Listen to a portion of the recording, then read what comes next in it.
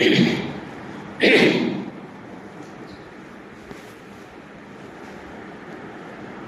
عليكم ورحمة الله وبركاته. الحمد لله الذي هدانا لهذا نحمده ونستعينه ونستغفره ونؤمن به ونتوكل عليه ونعوذ بالله من شرور أنفسنا ومن سيئات أعمالنا من يهد الله فلا مضل له ومن يضلل فلا هادي له أشهد أن لا إله إلا الله وحده لا شريك له وأشهد أن سيدنا ونبينا مولانا محمدا عبده ورسوله.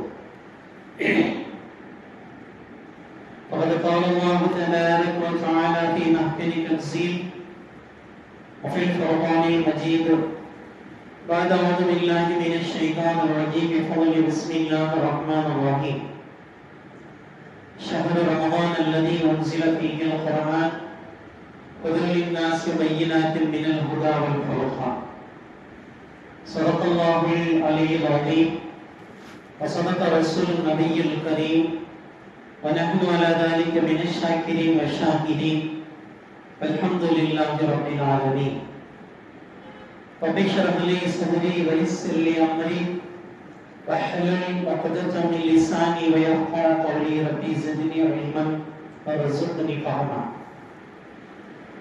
புகழ் அனைத்தும் அல்லாஹ் ஒருவனுக்கு உரித்தாகட்டுமாக.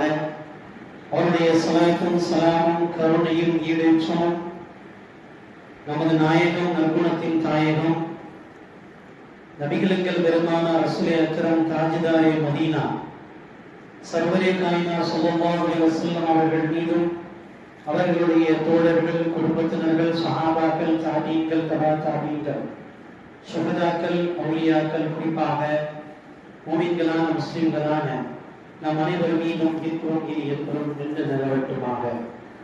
சங்கைக்குரிய அல்லாஹ்வின் நல்லடியார்களே, ரமலான் மாதத்திற்கு முந்தைய மாதமான ஷஅபான் மாதத்தினுடைய பிறை நேற்று நம்முடைய பகுதிகளில் தென்பட்டதினால் இன்று ஷஅபானுடைய பிறை முதல் நாளிலே நாம் எல்லாம் அமர்ந்திருக்கிறோம். பெருமானார் ஸல்லல்லாஹு அலைஹி வஸல்லம் அவர்களுடைய துஆவுக்கு இணங்க பாரிக் லனா ஃபீ ரஜப் வ ஷஅபான் வ பல்லிக்னா ரமலான். யா அல்லாஹ், எங்களுக்கு ரஜபிலும் ஷஅபானிலும் பரக்கத் செய்வாயாக, ரமலானை அடையக்கூடிய பாக்கியத்தை எங்களுக்கு தருவாயாக என்று நபிகள் நாயகம் ஸல்லல்லாஹு அலைஹி வஸல்லம் கேட்ட துஆவில் 90 நாட்களில் 30 நாட்களை கடந்திருக்கிறோம். மீதி இருப்பது ஷஅபானும் ரமலானும். இதோ இந்த ஷஅபானும் கரைய ஆரம்பித்திருக்கிறது. நாம் எல்லாம் பரவலாக பார்க்க முடியும். நிறைய ஊர்களிலே ரமலானே வருக என்று ஒரு தலைப்பிலே கூட்டங்கள் நடத்துவார்கள். நான் சொல்லுவேன், ரமலானே வருக என்று சொல்வது அறிவுடைமை ஆகாது. ஒரு தடவை ஒரு சஹாபி நபி ஸல்லல்லாஹு அலைஹி வஸல்லம் அவங்கள்ட்ட கேட்டாங்க, மத்தஸா கியாமத் எப்ப நடக்கும்னு கேட்டார். நபி ஸல்லல்லாஹு அலைஹி சொன்னாங்க, கியாமத் எப்ப வேணா வரட்டும், நீ அதுக்கு என்ன தயார் பண்ணி வச்சிருக்கன்னு கேட்டாங்க. அது மாதிரி ரமலான் வருதுன்னு வருஷம் பூரா சொல்லிக்கிட்டே இருந்து சமீப காலங்கள்ல வாட்ஸ்அப்ல மற்ற விஷயங்கள்ல சமூக ஊடகங்களில் பரவக்கூடிய ஒரு செய்தி 6 மாசம் முன்னாடியே ஆரம்பிச்சுட்டான். இந்த மாதிரி பிப்ரவரி 28 இல்லாட்டி மார்ச் 1 ரமலான் வருது அப்படிங்கிற செய்தியை உங்களுக்கு நான் சொல்றேன். இந்த செய்தி யார் சொல்றாங்களோ அவங்களுக்கு சொல்லணும் ரசூலுல்லாஹ் சொல்றாங்க. எந்த ஹதீஸ் கிதாப்லயும் அது இல்லை. இப்படி ஒரு ஹதீஸ் எந்த ஹதீஸ் கிதாப்லயும் இல்லை. நான் கேட்கிறேன், ரமலான் மாசம் 1 அதாவது பிப்ரவரி 28 இல்லாட்டி மார்ச் 1 வரும்னு ரசூலுல்லாஹ் எப்படி சொல்லுவாங்க? நம்மால் சொல்றான். இதை ஒரு 6 மாசமே ட்ரெண்டிங்ல வச்சிருக்கிறான். நான் சொல்லுகிறேன், இந்த செய்தி ரமலான் சம்பந்தப்பட்ட செய்தியை உங்களுக்கு நான் சொல்றேன், அதனால உங்களுக்கு சொல்றோம், நீங்க 10 பேருக்கு ஷேர் பண்ணுங்க. ஒரு 10-15 வருஷத்துக்கு முன்னாடி நம்மளாம் கேள்விப்பட்டிருப்போம், ஒரு போஸ்ட் கார்டு ஒன்று, மதினாவில் நான் கண்ட கனவு அப்படின்னு ஒரு பிட் நோட்டீஸ் அடிச்சு ஒரு 10,000 நோட்டீஸ் அடிப்பான். அடிச்சு இதை உண்மை நம்பினீங்கன்னா நீங்க முஸ்லீம், நம்பாட்டி நரகத்துக்கு போயிருவீங்க, ரத்தம் கக்கி செத்துருவீங்க, இந்த மாதிரிலாம் சொல்லுவான். சொல்லிட்டு இந்த நோட்டீஸை நான் பார்த்தேன், அதனால நான் அடிச்சு கொடுக்குறேன், நீங்களும் அடிச்சு கொடுங்க. நம்மால நம்புறானா இல்லையா நோட்டீஸ் அடிக்க கொடுத்துருவான். நம்புறானா இல்லையா? என்ன செத்து போயிடக்கூடாது, உசுறு மேல அவ்வளவு பயம். நான் கேட்கிறேன், நபிமார்களா இருக்கட்டும் வலிமார்களா இருக்கட்டும் இந்த உலகத்துல பிறந்த யாராவது மௌத்தாகாம இருந்திருக்காங்களா? நான் மௌத்தாயிடக்கூடாதுன்னு சொல்லி மதினாவில் கண்ட கனவு அப்படின்னு சொல்லி 10,000 நோட்டீஸ் அடிச்சு கொடுப்பான்.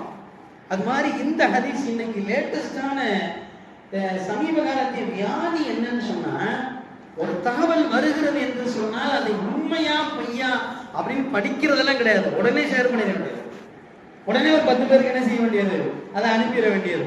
அப்பா இப்பதான் நிம்மதி.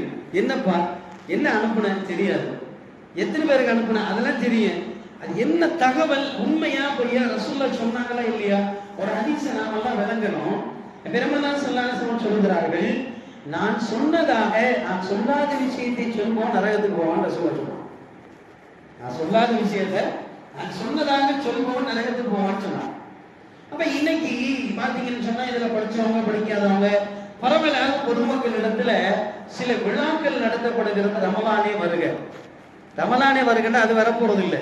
என்ன செய்ய, நாட்கள் நகர நகர நாம தான் ரமலானை போய் அடையணும். இப்ப ரசூலுல்லாஹ் கேட்ட மாதிரி ரமலான் வருகிறது என்ற விஷயம் நமக்கு 6 மாதங்களுக்கு முன்னாடி இறைநேசர்கள், ஃபுகஹாக்கள், கிதாபினுடைய முஸ்ஸன்னிஃப்கள், நம்முடைய முன்னோர்கள் எல்லாம் கிட்டத்தட்ட 6 மாசமாவே ரமலானுக்குள்ளான தயாரிப்புகளை செய்வாங்க. என்ன தயாரிப்பு செய்வாங்க, என்னுடைய உடல் நிலை ரமலானை அடைந்து ஒரு நொடி கூட நான் அமல் செய்யாம இருந்துடக்கூடாது, அதில் ரொம்ப கவனமா இருப்பாங்க. என்ன செய்வாங்க, ரமலான் வந்ததுக்கு அப்புறம் ஒரு செகண்ட் கூட என்ன செஞ்சிடக்கூடாது, நான் அதை அமல் செய்யாமல் இருந்துவிடக் கூடாது என்று ஒரு கவனமும், இன்னொரு கவனம் என்னன்னு சொன்னா, அந்த ரமலானுடைய மாதத்தில் என்னிலிருந்து தவறுகளோ குற்றங்களோ பாவங்களோ தீமைகளோ சருகுதல் கூட ஏற்பட்டு விடக்கூடாது அப்படிங்கிறதுல ரொம்ப கவனமா இருப்பாங்க. இவ்வளவு அழகாக நமக்கு ஒரு மாதத்தை அமல் செய்வதற்குண்டான வாய்ப்பான அல்லாஹ் கொடுத்து, பாவங்களை விட்டு தவிழ்வதற்குண்டான அவகாசங்களை எல்லாம் ஏற்படுத்தி கொடுத்து, நரகத்தின் வாசல்கள் அடைக்கப்பட்டு சுவன வாசல் திறக்கப்பட்டு ஒரு நன்மைக்கு 1 முதல் 700 நன்மைகள் வரை கொடுக்கப்படுகிற வாக்குறுதிகளை எல்லாம் கொடுத்து லம்ப நமக்கு ஒரு எல்லாம் ஆஃபரை தரும்போது அந்த ஆஃபரை யாராவது வீணாக்கினா இவனை மாதிரி ஒரு துருஷ்டவதி யாரும் இருக்க முடியாது. அப்ப இதுல நாம என்ன செய்யணும், ரமலானுக்கு உண்டான தயாரிப்புகள் அப்படின்னு சொன்னா என்ன, 2 விஷயங்கள் தான் நமக்கு சொல்லப்பட்டிருக்கிறது. ஒன்று, உடல் ரீதியாக என்னை நான் தயார் செய்து கொள்ள வேண்டியது. இன்னைக்கு பெரும்பாலும் யாரை கேட்டாலும் டிகிரி மாதிரி சொல்றது என்னன்னு சொன்ன, உங்களுக்கு என்ன இருக்கு, எனக்கு சுகர் பிரஷர் டிகிரி மாதிரி இன்னைக்கு இருக்கு. உங்களுக்கு என்னங்க 45 வயசு ஆச்சு, எதுவுமே இல்லையா, என்ன ஒண்ணுமே இல்லையா அப்படின்னு கேட்கறான். 45 வயசு ஆச்சு ஒண்ணுமே இல்லையான்னா அவன் ஆச்சரியமா பார்க்கிற அளவுக்கு இன்னைக்கு சுகரும் பிரஷரும் டிகிரி மாதிரி இருக்கு. இப்ப இந்த 2, அதுக்கு அடுத்து ஒரு 3வது ஒரு காரணம் சொல்றாங்க நோம்பு விடுறதுக்கு. நம்ம உண்மை சொல்லக்கூடிய காரணங்கள் அல்சர் தான். ஏங்க நீங்க நோம்பு வைக்கல, எனக்கு அல்சர் அப்படிங்கிறான். நம்ம கிதாபுகளுடைய அடிப்படையில் ஏதாவது ஒரு ஷரியத்தினுடைய நோன்பை விடுதலுக்கு உண்டான காரணங்கள் இருக்கிறதா என்று கிதாபின் அடிப்படையில் பார்த்தோம்னு சொன்னா எந்த காரணமும் இல்லை. ஒரு வியாதி ஏற்பட்டு நோன்பு வைப்பதினால் இந்த வியாதி அதிகமாக உயிர் பிரிந்து விடும் என்ற நிலை ஏற்பட்டால் நோன்பை விடுவதற்கும் அதுக்குண்டான கஃபாரா கொடுப்பதற்கு அனுமதி இருக்கிறது. அப்போ கஃபாரா கொடுக்கணும். அப்ப என்ன செய்யணும், ஆனா நோன்புக்குண்டான தண்ட குற்றம் என்ற ஒரு நோன்புக்கு எவ்வளவு என்று ஃபிதியா என்பதாக மார்க்கத்தில் சொல்லப்பட்டிருக்கிறோம், அதை கொடுத்தே ஆகணும். இன்னைக்கு என்னன்னு சொன்னா ஹாயா நோன்பு விட்டுற வேண்டியது, அதுக்கு எந்த ஃபிதியாவும் கிடையாது, தண்ட குற்றமும் கிடையாது, எந்த உணர்வுமே இல்லை. ரமலானுடைய மாதத்தில் எனக்கு தெரிந்து ஒரு சில காலங்களுக்கு முன்னால் ரமலானுடைய மாதத்தில் இஸ்லாமியர்கள் புகைப்பிடிப்பதை கூட வெளியில பிடிக்க மாட்டாங்க, பகிரங்கமா பிடிக்க மாட்டாங்க. எப்படி கொஞ்ச காலத்துக்கு முன்னாடி நோம்பு இல்லாட்டி கூட புகை பிடிக்கிறத என்ன செய்ய மாட்டாங்க, வெளிப்படையா குடிக்கிறத விரும்ப மாட்டாங்க. ஒரு புகை குடிச்சுக்கிட்டு இருந்தாங்க சொன்னா அவர்களுடைய சாயோ அல்லது குடும்பத்தை சேர்ந்தவர்களோ அவருடைய வயது மூத்தவர்களோ அல்லது பெரியவர்களோ யாராவது பார்த்தா டக்குன்னு இணைஞ்சிருவாங்க. எவ்வளவு அதில் மீதம் இருந்தாலும் கீழே போட்டு மிதித்து அதை அணைத்து விடுவார்கள். அப்படிப்பட்ட மரியாதைக்குரிய காலம் இருந்தது. இன்றைக்கு காலம் செல்ல செல்ல மரியாதை செய்து போய் யார் வந்தா எனக்கு என்ன, ஏன் காசு நான் ஓதுறேன் அப்படிங்கிற லெவலுக்கு வந்த மாதிரி ரமலானில் புகைப்பிடிப்பதை பயந்த வெட்கப்பட்ட சமுதாயம் இன்றைக்கு பகிரங்கமாக அல்லாஹ் பாதுகாக்க வேண்டும். ரமலானுடைய காலங்களில் ஒரு முஸ்லிமுடைய தோற்றத்தில் இருக்கக்கூடியவர்கள் நோன்பை முடிக்கக்கூடிய காரியங்களை பகிரங்கமாகவே எந்தவித உணர்வும் இல்லாமல் செய்வதை பார்த்துக் கொண்டிருக்கிறோம். மஸ்ஜிது நபவியில நான் கண்ட ஒரு காட்சி, சாதாரணமா உம்ராக்கு போயிருக்க நேரத்துல மஸ்ஜிது நபவியில ஒரு காட்சி, அங்க உட்கார்ந்து இருக்கிறோம், குர்ஆன் ஓதிக்கிட்டு இருக்கிறோம். அங்கங்கே அவர்கள் தொழுது கொண்டிருக்கிறார்கள். ஒரு 50-60 வயது மதிக்கத்தக்க ஒரு பெரியவர், நல்ல தலப்பால் பலம் கட்டி அப்பாவெல்லாம் போட்டு நல்ல பெரிய ஒரு பார்ப்பதற்கு கண்ணியத்தோடு பார்க்கக்கூடிய ஒரு தோற்றத்துல ஒரு மனிதர் அங்கிருந்து வருகிறார். வந்தவர் என்ன செய்கிறாரு, ஒரு தொழுது கொண்டிருந்த மனிதரை கடந்து போயிடார். தொழுதுகிட்டு இருக்கிறவர் கையை நீட்டுறாரு. இவர் கையை மடக்கி விட்டுட்டு போயிடுறாரு. போய் அவர் கொஞ்ச நேரத்துல உட்கார்ந்துறாரு. இவரு தொழுது முடிச்சிட்டாரு. தொழுது முடித்து விட்டு அவர் எந்த நாட்டுக்காரரோ தெரியவில்லை, எழுந்து வந்து இந்த தலப்பாணி அணிந்திருந்த இடத்திலே பேசுகிறார். வாஞ்ச ஆலிமும், நீங்க ஆலிம் மாதிரி தெரிகிறீங்களே. அவர் ஆமாங்க சொல்றாரு. ஆமா நான் ஆலிம்கிறார். என்ன உங்களுக்கு ஒரு அடிப்படை மசாயில் கூட தெரியாதா? தொழுது கொண்டிருக்கும் பொழுது குறுக்கே வருகிறேன் என்ற மசாயில் கூட தெரியாதா என்று அவர் கேட்கிறார். ஏன்னா தொழுதுகிட்டு இருந்தவர் ஆலிம் இல்லை, குறுக்க போனவர் ஆலிம். இவர் வந்து அவர்கிட்ட கேட்கிறாரு, உங்களை பார்ப்பதற்கு ஆலிமுடைய தோற்றத்தில் இருக்கிறீர்கள், ஆனால் தொழுகையில் குறுக்கே கடப்பது தவறு என்று கூட தெரியாதா? அங்கே என்ன மசாயில்? மதீனாவுடைய மஸ்ஜிதை பொறுத்த வரைக்கும் நமக்கு சட்டங்கள் என்ன? ஒரு 40 அடிக்கு மேல இருக்கிற பள்ளிவாசல், பெரிய பள்ளி. மக்கா மதீனா மாதிரி உள்ள பள்ளியில தான் சுத்திக்கிட்டுலாம் போக முடியாது. அங்கே உள்ள மசாயில் என்ன குறுக்க போகலாம். இந்த மசாயில் அவருக்கு தெரியல. அவர் என்ன வழங்கி இருக்கிறாரு, இந்த தோற்றத்தில் இருப்பவர் ஒரு ஆலிம், இவர் குறுக்க போறாரே அப்படிங்கிற ஆனங்கத்தில் அவர் வந்து பேசுறார். இப்ப நாம என்ன நினைக்கிறேன், இந்த மசாயில வச்சு நாம பார்க்கிறோம், ஒரு மனிதரை பார்க்கின்ற பொழுது இவர் முஸ்லிம் என்ற உருவத்தில் தோற்றத்தில் இருக்கிற ஒரு மனிதர் ரமலானுடைய பகல் பொழுதில் சொல்றாங்க, உங்களுக்கு நோன்பே வைக்க முடியவில்லை என்றாலும், ஷரியத் சொல்லுகின்ற தகுந்த காரணங்கள் இருந்தாலும் கூட பகிரங்கமாக உண்ணுவதையும் குடிப்பதையும் நீங்க என்ன செய்யணும், மறைச்சுதான் செய்யணும்னு மார்க்கம் சொல்லுது. இது யாருக்குள்ள மரியாதை இல்லை, அல்லாஹ்வுடைய கடமைக்கு நாம் தருகிற மரியாதை.